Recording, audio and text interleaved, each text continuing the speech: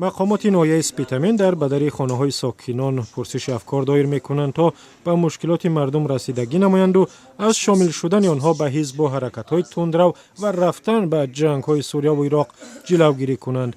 در میان بیشتر از 110 ساکن شمال تاجیکستان در صف گروه جنگجویان دولت اسلامی در سوریه 37 ساکن ناحیه سپیتامین شرکت دارند.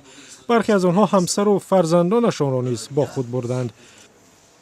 اساسی شامل شوی همین از بسیارتر از اویلایی که به موجودی مهنتی میروند.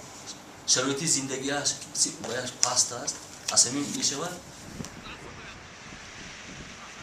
ملاقات و صحبت‌های روبروی مقامات و فعالان جامعه با مردم با اصول در به در معلوم کردن و رسیدگی به همین مشکلات است. مشکلاتی که از نگاه مقامات ساکنان کم‌بضاعت و نااستوار را از سیاست دولت ناراضی می‌کند و به سوی حزب و حرکت‌های تندرو می‌کشد. آنها معلومات میانه دارند. بسیار مهنت کردگی بودن نمی‌دانم.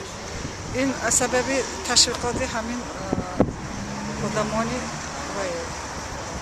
دیلشان سیاه چی میگویم نمیدونم دشمنانی ماده.